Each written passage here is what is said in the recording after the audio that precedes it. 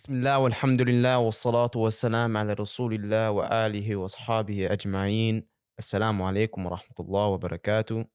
وعليكم السلام ورحمة الله وبركاته. وعليكم السلام ورحمة الله وبركاته. How are you guys doing today? Alhamdulillah Rabbil Alameen. How are you Alhamdulillah doing? Rabbil Alameen. Alhamdulillah. What are we talking about today? All right, we're gonna address the division in the Muslim Ummah. And it's like, oh, I know we want to speak, but anything we say right now, the Muslims that should be united, you cannot any Muslim, they cannot testify against this statement. We should all be united. La ilaha illallah, we should be united. Yeah, We should be, but it's like nowadays, there are labels upon, there are labels other than Muslim that are attached to us or that are attached to other people, that people attach to themselves. And, it's something that it's going to create, obviously it's going to create division. There are people who have different ideologies and stuff like that. And that's cool. Do what you do. Obviously we were told to follow the Quran and Sunnah. So if you do other than that, then don't attach Islam to it. Yeah, don't attach Islam to that, right? Islam is free of these types of things. Just like, when we went live the other weekend, someone was like, oh, how do you feel about these the African Arab slave trade or something like that? And I was like, and we were like, yo, Islam is free of this. Do not associate Islam with this. Associate with the people who did it. Yeah. Not with Islam. You know what the problem with that question was? Like how ignorant that question was? It says, what do you think about the Arab African slave trade? What does Islam have to do with that? Not even just that. What does Islam have to do with that? I'll give you something that they could try to correlate to Islam. That they try to force people to wear the hijab. Like this right here, Islam is free of this. Islam doesn't force anybody to wear the hijab. But at the same time, though, Islam is also it's law. Yeah, it's law. It has its law. It has its commandments. It has its rules. And what happens when you don't follow the law? Of course, there's gonna be punishments for it. There's even in this country, we live here in America. If I was to go outside butt naked, what would happen to me? I'd go to jail for what? Public indecency. Yeah. So why are they forcing forcing not a punishment? You? Exactly. Are they forcing me to wear clothes now? Am I gonna sit here and make this arrogant claim? Of course not. Exactly. So it's like when it comes to Islam and when it comes to Islam as a whole, because we are one, the Ummah is one body. Don't put your desires into this. And here's law is law, and that's the reality. I don't know the specific verse number, but it says in Surah Al-Imran, it talks about how, and do not split into sects, and whoever does is not from among you. Talking to the Prophet we're not supposed to sit here and split into sects. People bring up Sunni, Shia, or whatever it may be, but the thing is, when it comes to Sunni Shia, we have one Quran. We believe in the last Prophet, Muhammad ﷺ. And anything that contradicts that, they are no longer considered a Muslim. So whatever sect that they may want to call themselves is no longer from Islam. So if you have, let's say, for example, a so-called Shia, and they worship Ali, they're no longer a Muslim. Yeah. Don't associate this with Islam. Islam is free of this. Obviously, we have the concept of Islam. We don't believe God to be a man. And if you're going to sit here and say that Ali radiallahu anhu was a man, okay, you are not part of Islam. You created your own ideological faith. And lakum deenukum waliya deen. Don't say, oh, this is a sect of Islam, or this is no, this is not Islam altogether. Yeah. So if you're someone who goes online asking people, oh, what are you? If someone tells you you're Muslim, or they're Muslim, and you say, oh, Sunni Shia, if they say Quran and Sunnah, don't ask no more further questions, because there should be no more further questions after that. It shouldn't be, oh, are you, what's it called? Are you Salafi? Are you Sunni? Are you Shia? Are you Sufi? Are you Ahmadi? Are you this or that? No, bro. Those are irrelevant questions. Exactly. Muslims, these are irrelevant questions. If they say they're Muslim and they follow the Quran and Sunnah, there you go. That's your answer. Alhamdulillah. Yeah, alhamdulillah. Because once you go further than that, what makes you different from the Christians? What makes you different from someone who says, oh, are you Presbyterian? Are you Lutheran? Are you Protestant? Are you Baptist? Are you Catholic? Are you Orthodox? Bro, all these different ideologies, what makes you different than them? We're not supposed to be imitating them. So you guys should stay away from this. And here's the thing, alhamdulillah, at least we don't have the same problems as them when it comes to as far as having one scripture. We have one Quran. We all agree upon the Quran. It's not okay, and anyone who rejects King James version of the Bible, then you have the Catholic Bible, it has a chapter that one doesn't have, or the Codex Sinaiticus that has something that, we don't have this problem in Islam, alhamdulillah. We have the one Quran, and anyone who disputes that is no longer a Muslim. Is no longer a Muslim. It's hold on. It's I'm pretty sure the verses in the Quran is inna nahnu nazzalna dhikr. We have sent down the Quran, the remembrance, and it's talking about the Quran and the Sunnah, and Allah will protect it. So you as a Muslim, you have to believe that Allah has protected the Quran and the Sunnah for you today. So don't dispute. The religion is easy. No, but see, that's the thing. Don't think Allah has not perfected it. Yeah. Like, see, so many people have disputes about what happened in Should the we past, liberalize right? Islam or modernize Islam? Yes, asking these types of questions, or like, you know, the Quranist Outdated. people, the people who say, oh, the hadith was man-made. Like, bro, do you not think that Allah said he oh my God, this is making me angry. Yeah. Allah perfected the religion. He says it in Surah Al-Ma'idah, right? Uh-huh. What ayah? Chapter number 3. It's ayah number. Yeah, it's ayah number 3. 3. Yeah. It says, indeed, I perfected you for this religion. So Allah perfected the religion. So do you not think that, you know, the things that we use to follow Islam have not been perfected as well? You know, the things that have been made authentic and then the things that have been made weak, you know, the science behind hadith. You don't think this is inspired by Allah subhanahu wa ta'ala? Just because we're not like Christians and say, oh, these are divinely inspired. Don't you think that, you know, okay, Allah would preserve these types of things because we have to use them to learn. And there's evidences for it. Exactly. Like, it's not like we're blindly following. This is literally just logic. This is not blind faith. We're not taking this blindly. Like, whenever I think about these types of things, I'm like, yo, y'all don't ask the real questions. Y'all are sitting here trying to question everything else but the real questions. Like, this can't be part of Islam. But like, why would Allah do this then? We as Muslims, we have to have this belief. Like, for example, right? If I was to ask you, and how do you know you weren't adopted? No, like, seriously, how do you know that you weren't adopted? But you'd sit here and you just think to yourself, like, what a silly question. And the same thing, we as Muslims, we're the believers here. So you're to sit here and say that Allah is not going to have preserved the Quran and the Sunnah for you is a terrible thing to say. And the same people that split into sects and say, like, oh, I'm not going to associate with this person, or I'm not going to associate with this person because they believe in this and that. Like, these are the same people that make the religion hard. Islam is easy. Islam is perfect. It's free of like your complications. Islam is easy. Don't implement your desire into it, and don't force your view onto the Quran and force your view onto the Sunnah. Like, the Quran and Sunnah is the way it is. Yes, we have our interpretations, and the interpretations go to the scholars. Who are you? And when they are when you have even read, they are in difference, what do? They go back to the Quran and the Sunnah. Yeah. So it talks about whenever they are in dispute, refer back to Allah and His Messenger. What does this mean? Refer back to the Quran and the Sunnah. Mm-hmm. Yeah. See, and when it says refer back to Allah and the Messenger, the Quran is no word of the Messenger. Indeed, this is the book of Allah, right? Yeah. Ati Allah wa ati Rasul. How are you gonna obey the Messenger if you don't have any record of what he said or of what he did? How are you gonna obey him, do it as he did, if you don't believe in this like the compilation of, you know, the hadith? And the fact that these are the things that he said and did, right? And here's the thing, though: when you are in doubt or you have a question about, let's say, so-called hadith, you don't go to like, let's say, a non-Muslim for this issue. So for example, if I have a pain in my leg, I don't go to the dentist about my issue. Or if I have a problem with, let's say, my teeth, I'm not going to go to a tennis player about this. And the same thing, when we have people who study hadith specifically, scholars in hadith. We have scholars in scholars in aqidah. Like, we have scholars everywhere. They have the answers that you're looking for here, and it's not complicated. It's very easy. Mm-hmm. And you want to know why?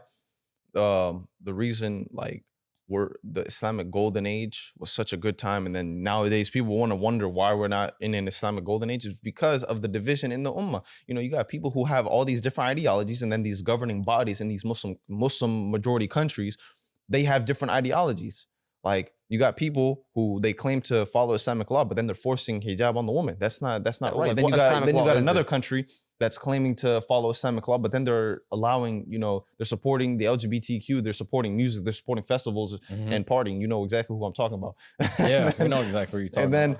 And then, like, so when you have this division, how are you gonna work together? Like, if all the Islamic majority countries, they came together, yeah, we'd be in a golden age. We'd literally be the superpower of the world, just like in the Islamic golden age.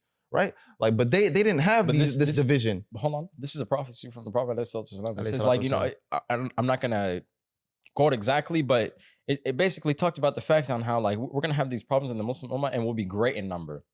Mm-hmm. And like, this is today. We have these problems and we are great in number in Muslims. Over like more than 2 billion people in the world now are Muslims. 1 in every 4 people that you meet is a Muslim. Exactly. Statistically speaking. Did you think that when Umar ibn Khattab was going to spread Islam to these further Arab lands, did you think that he went out there and said, like, you follow this ideology, you follow this ideology, you follow this ideology, and together everybody's Islam, but at the same time you guys are all going to be conflicting each other? Mm-hmm. Like, it's like today nowadays, the unity a Muslim's biggest hater is another Muslim. Like, that's so crazy to me. Like you don't know, like you said, the reason why we're not like we should be leading the world by example. Of course. We should be the leaders in sciences. We should be the leaders in politics. We should be the leaders in physicality. We should be the leaders in arms. Like we should be the leaders. But guess what? But we're too busy yelling at one another. Like it doesn't make any sense to me. We have the same book, and we believe the same book, and anyone who doesn't believe in this book is not a Muslim. So like what are you doing, dude? I see it so prevalent on TikTok. You know, they're so busy takfeeding each another other. person. Like yeah, exactly. Rather than like, is that not another Muslim? Bro? But like, for example, like, you know, I'm not going to say the name specifically, but like you have people even in our own Muslim community, they critique other Muslims. They like to slander other Muslims. They like to backbite other Muslims. They like to expose other Muslims. But when it comes to, let's say, the opposition, the kuffar, they like to show them with the utmost respect. And they're so disrespectful to Islam. Like, how do you expect for us to get anywhere when you are slandering your own brothers and sisters and you're respecting the disbelievers who sit here and outright disrespect Islam? It's like a munafiq when their own brothers and sisters are in need or in help, or they need help, they're silent. But when they do something wrong, they're the loudest in the room. You know, one thing I wanna touch up on was like we said in trivia, like that the disappearance of the Quran is one of the major signs, even though it's not mentioned. Like, you know how they say there's 10 major signs, right? And the disappearance of the Quran is not like listed, but it is part of it. And the reason why people can't say, oh, it's not part of it, is because like, yo, if the Quran were to disappear right now, would you not think that's a major sign? Would you not take that as like, okay, see, the knowledge of the Quran is being disappeared? You know, people won't even be able to remember it. Just because the book is gone, you know, you won't even be able to remember it. That's what it means. It doesn't mean like, oh, if we were to just burn off the Quran, it's like, yeah, we could bring it back. Like, no, you can't. If the Quran were to disappear, just like how knowledge right now is starting to disappear because, you know, we're not having as many scholars. And, you know, they're dividing even more. You know, they're creating like these denominations of calling them Islam. Just like even though mass fitnah. Yeah, even though Islam is free of these. Islam is free of these like, denominations. Look how much fitnah there is. People, they will lie on Islam. Like they'll say something completely outrageous. Like, isn't there a hadith where it talks about that the Prophet is like, my ummah will split up into 73 sects and 72 of them will be in the hellfire. Yeah, exactly. Yeah, and see, the thing is, a lot of people, they'll bring that and say like, oh, I'm showing you like I'm the right one. Like, no, the right one is the one that doesn't claim to be a sect. Like, that's the thing. Yeah. The right one is the one that follows the Quran and the Sunnah. The way that the Prophet explained it, that was in his last sermon especially. And we have to understand this. Islam is not made to be difficult. And even still today, 90% of what most Muslims follow is Sunni Islam, the Sunnah. So, you know, it's not, you know, it's not a major, you know, sect thing, you know, that we're sitting here and that we have a problem with. When people, that's one of my most hated, like when we'll be on live or something, I don't know if you guys feel the same way about this, but like they'll ask, are you, like, what sect are you guys? Or like, what, are you guys Sunni, Shia? Like, or even announcement, I'm like, dude, and we even all say this, we're like, dude, we're just Muslim. Like the deen is not complicated. And is there not hadith, Hussein, where the Rasulullah, you know, I'll search it up because it's a beautiful hadith about like complicating the deen. Oh yeah. The Prophet he said like, you know, the deen is supposed to be made easy. Like he says it a lot. You're supposed to take the middle path. That's the hadith basically. Yeah. It says like, you know, don't go to extremes. We're in between two extremes. Exactly. Yeah. Take the middle path. Yeah, exactly. So don't make the deen so like complicated. And that's also to the people, like there are people out there who will take everything the Quran says to a brink and like they'll take it to an extreme. Like, okay, like for example, this would be the arrogance of a lot of people. They can read, if you read just what the Quran says, like we'd have a lot of radicals today. Like for example, like if you look at the verses where it talks about like kill them wherever you find them, like people will take this verse and they'll run with it. But at the same time, like, or they'll look at a verse like, okay, for example, in Surah Nisa, when in chapter 4, number 34, where it talks about, oh, like you can beat your wife. They'll take this, they'll run with it. They don't know exactly what this means. If we didn't have the Prophet, like imagine what people would do to their wives today. Exactly. Imagine what they would do. But of course, and we know that Islam is free. He gives the example. There's tafsir that explains exactly. Like for example, you know, you're not supposed to leave a mark and, you know, things like that. Or the Prophet he never hit any of his wives, and he says the best amongst you is the ones who doesn't. Exactly. So like it's like subhanAllah, and even in Surah Imran, like Allah says, wait, is that in Surah Imran where Allah says He'll make some of the verses ambiguous and some of the verses clear? Yeah. So in chapter number 3, Allah says, in this is verses that are entirely clear and others that are not entirely clear. The ones that are entirely clear are the foundations of the book, legal laws and obligatory duties. And of course the other verses that are ambiguous, they're open for interpretation. But if something was really that important, Allah would have told us about it. That's what we're sitting here trying. Interpretation you'll find in the Sunnah. So don't think you can go build up your own interpretation. like the thing is, The thing is with the Quran, like you just said, we as Muslims, we can't be so naive to think that we could just read the Quran cover to cover and think we understand Islam. Like we can understand the core beliefs, establish the prayer, establish the zakat. And the core beliefs, you see this not just like in the time of the Prophet ﷺ. You'll see this Musa, Noah, Isa ﷺ, like you'll see it all throughout history. So anyone who comes and says, oh, you need to add a new thing, or they're trying to add a new thing, they're innovators, they're bid'ah. Like this is not like Islam. Islam was here from the time it was here since the time of Adam alayhi salam. Exactly. Like, see, we can't be so naive to think that we could just read the Quran and understand Islam, right? See, and that's the thing. That means we'd be stooping down to the ignorance of the kuffar. They think they could just read the Quran and be like, hey, look, this is what Islam says. Like, yo, you're not going to read the exegesis. You're not going to read, like, obviously, tafsir. You're not going to read the hadith. But you're not going to understand what was going on at the time. You're not going to look at the history. Like, we can't just read a history book thinking we know every single thing that's going on at that time period unless it tells us. And even in all of my history classes, what's the most important thing? Contextualization. Exactly. Giving the context. And when you look at verses, you have to look at the context. When you look at the surahs, chapters, like when you look at the way the Quran was built, was sent down, some people, they're ignorant. They just say, oh, the Quran just came down as a book. No, it came down as over a period of 23 years. And it just wasn't a book. It was recitation. It was qira'ah, like subhanallah. Yeah. I really forgot what I was gonna say now. wait, he just brought up the qira'at. Like that just reminded me from last week when we were online. Yeah, people are sitting here talking about, oh, you have so many different Qur'ans. Where are so many different Qur'ans? You have Hafs and Warsh. Dude, we all started busting out laughing because like if you really knew Islam, like you wouldn't be making such arrogant claims. Yeah, like exactly. Just because like there's different Qur'ans doesn't change the meaning at all. Like for example, I'll give you an example here. Could you imagine? وجاء فرعون ومن قبله or وجاء فرعون ومن قبله. Like it's these different types of Nas or Nis or like people will be like, could you imagine being so ignorant to this fact, to disbelieve in the entire religion just because you're ignorant? Here's the thing. I remember what I was gonna say now. Yeah, you can't be oblivious to just read the Quran and say that you know everything now, because even in the Quran itself it says Ati Allah wa Ati Rasul. Is the Quran the words of the Rasul? No, of course not. So where exactly would we go in this? In his Sunnah. And what does the Prophet ﷺ say? He tells us to follow the three best generations after that. So in it are answers to everything. Yeah. So in the Quran, yes, there are answers to everything. So when the Quran says, okay, so go to the Rasul with that, and what the Rasul says, go to the first three generations. You don't put your what I take away from this is like you don't put your desires onto religion and your desires onto people like just because you want them to act a certain way or because like you think this way, or like no one cares what you think. Yeah, exactly. The problem with trying to say, oh, I think, or this is the way I feel when associating with Islam is you become like the people of today who try to be liberal Muslims. The people who say, oh yeah, being gay or being queer, being lesbian, all this is okay in Islam, and then they try to change the meaning of the story of Prophet Muhammad. And you see these types of people and look at them. Allah will embarrass them. They're being embarrassed right now because they think these things are okay, and they're not from us. They're not from Islam is free of like their ideologies because Islam has already been perfected. It doesn't need no more It doesn't need no more like input from you. It doesn't need you. Exactly. It doesn't need you. Allah doesn't need you. You need Allah. Allah doesn't need you.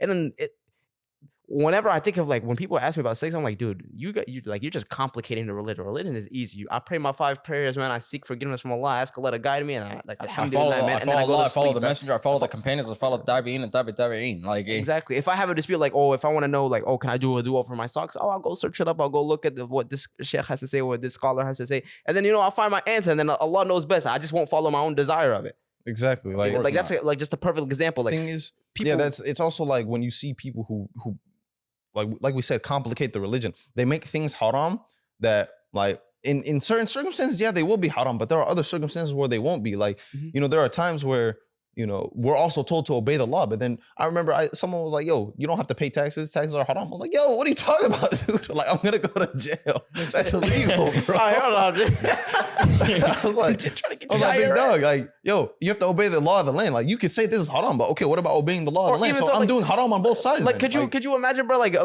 you're in an ambulance and they're giving you alcohol, dude, and there's just that one guy, dude. You're haram, while you're going to Jahannam. Like, dude, are you serious right now? Bro? Stop you have such a like no understanding of the religion. Like, subhanAllah. Because some people don't understand that environment is part of Islam. Like where you are, that's part of Islam. Like obviously being in the West, that's not a favorable position to be in as a Muslim, because there's so much fitnah surrounding us.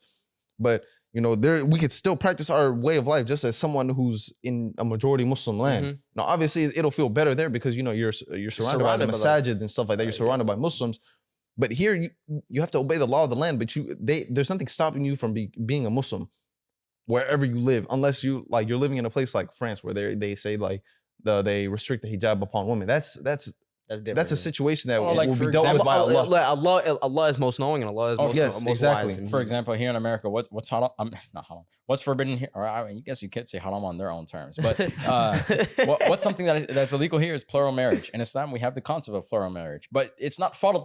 So even if they say in this land you can't practice plural marriage, okay, so what? This doesn't contradict my belief. So it's not a fard thing. But now if I was to live in America and they say no prayer, okay, then there you go. Allah has made the earth very vast, and I can go somewhere else. I'm not just restricted to this place. Wait, are you saying like you can't be polygamous here? Yeah, you can't be polygamous here. Well, I mean that's by their legal standard. That doesn't mean that like Islamically, like if I were to have 2 wives and I brought them here, like they're still my wives. They don't automatically become not my wives because we're in America. Of course, but I'm talking about in their like and so they're legally under their papers. Under their papers. Yeah, okay, fine, that's cool. Let them do what they want to do. But at the same time, though, it does not forbid them from having a wife and like 10 mistresses on the side. Yeah, true. You see exactly. It's crazy. And according to them, this could be a mistress, but in the eyes of Allah, it's not. Like man, see, it's just about complicating the religion. Some people they aim to make it difficult. Like the religion, Allah doesn't aim to make it difficult for you. It says that in the Quran. Go ahead and dispute me.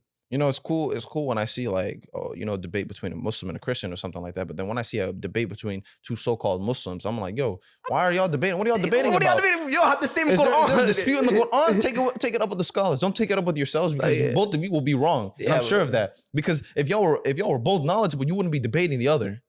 Yeah, exactly. Like if you had a question about about your ideology, you'd refer all the way back to the Rasul alayhi salatu wasalam, and you'd be able to find knowledge about it.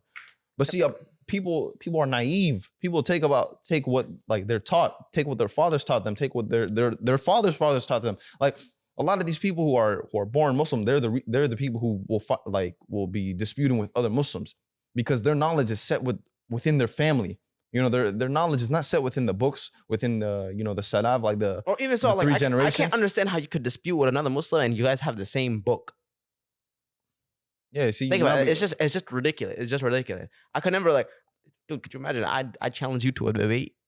No, I'm just saying, like it's just ridiculous. It's just ridiculous. It's like it's just arguing. It's arguing for your own desire. Like, at that point, like you can have ideological disputes within Islam, but then once you both do research on it, you'll both find exactly who's right, because arguing will go on forever, and that's what happens when like a lot of the times when we speak to a Christian, our argument will go on forever because obviously we believe what we believe, and they believe what they believe. It's not us trying to just disprove them, because you're not going to just be like you're not going to just convert someone to Islam in one sitting. Like see, if you're sitting there talking to someone who's Christian and you're speaking about Islam, it's more for the audience to understand, like, okay, look at like this is Islam and this is Christianity or something like that. But see, when you're showing 2 different sides of Islam, you're like, yo, what's right? What the heck? Like, and then someone might go to the side that's actually wrong. The one who's disputing for the wrong thing, showing the wrong way of Islam, and they might go towards that. They might be there's a YouTuber I would watch, and like you guys might know is obviously Bobby's perspective, but when he was researching about Islam, like one of his issues was the Sunni Shia thing, and he said like he asked Sheikh Uthman, he said like, is it possible for me just to be a Muslim? He was like, of course, like it's a very simple belief. Like when it comes to, let's say, Sunni Shia, it's nothing theological. It's just political, which has nothing to, of course, like nothing religiously, right? So no, there's no Sunni Shia who disputes in the Shahada, or disputes in Allah as being Ahad. Like anyone who does is, of course, not from us. Yeah, exactly. It's the theological debates, like it's not going to be theological most of the time. I mean, some people maybe, but there's also they're not us. There's also one there's a person I see on social media. Well, every single time I see him, it's almost like he has another Muslim person's name in his mouth. Like come on, brother. There's no way that you make it like every single one of your videos. Like that's what I'm saying. Like these people, they slander their brothers and sisters, but yet to the kuffar, they treat them so nicely. Yeah, exactly. Like. And obviously, hold on. What I mean by the kuffar is the people who outright disrespect Islam. I'm not talking about obviously Joe Schmo down the street who doesn't know anything about Islam. Please understand the difference. See, the thing is, it's like, well, like what you just said, you know, these debates between all these denominations of Islam, and it goes even way further than Sunni Shia. Like there are so many people who made these denominations their identity. They like you ask them what they are, they probably won't even say Muslim. They'll say that they're like their sect. They'll say like what they are, and I'm like, yo, just to be Muslim, that's all you need. Because once you add something else to it, you add to Islam, and that's an innovation. Because you're starting to add something that you have no knowledge of. Because these terms that you guys are bringing, these ideologies that you are bringing are nowhere found in the Quran. Like, see, the word tawheed, you're not going to find that in the Quran, but the idea of it is everywhere in the Quran. It's everywhere in the Sunnah, right? Because, you know, it's the oneness of Allah. You know, the same thing with like, oh no, ihsan, I believe ihsan is in the Quran. But like, there are other words that we use to describe, you know, the knowledge, like seeking knowledge in Islam, like other than tawheed, right? That you might not find in the Quran, but the idea is found everywhere in the Quran. Like, for example, the shahada is found all over the Quran. Or when it talks about Qul huwallahu ahad, like, you know, these things are all over the Quran. No one has to dispute over these things. Like, these verses are clear.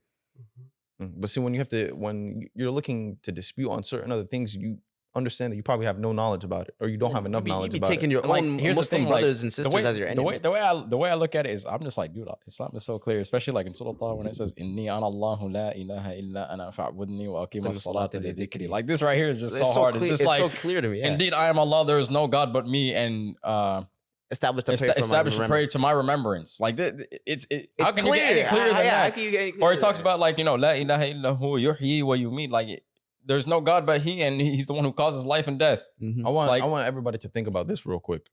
Like, think about all the scholars who have came through the Muslim Ummah, aside from, you know, the Prophet ﷺ, the Sahaba, and the Tabi'in and the Tabi'in. Aside from them, think about the scholars who came after them, right? The ones that we know of, the ones that are famous within the Muslim Ummah because they provided a lot of knowledge. They learned from the first 3 generations. They learned from the Salaf, and then they were able to teach everybody else. And then like we follow these types of people today, right? Mm-hmm. Why would Allah allow these people to be known? Why would Allah allow us to follow their books? Why would Allah allow us to read their books, seeking knowledge upon Him and His religion if they were wrong? You know, when people start say things like this, you insult Allah when you do these things.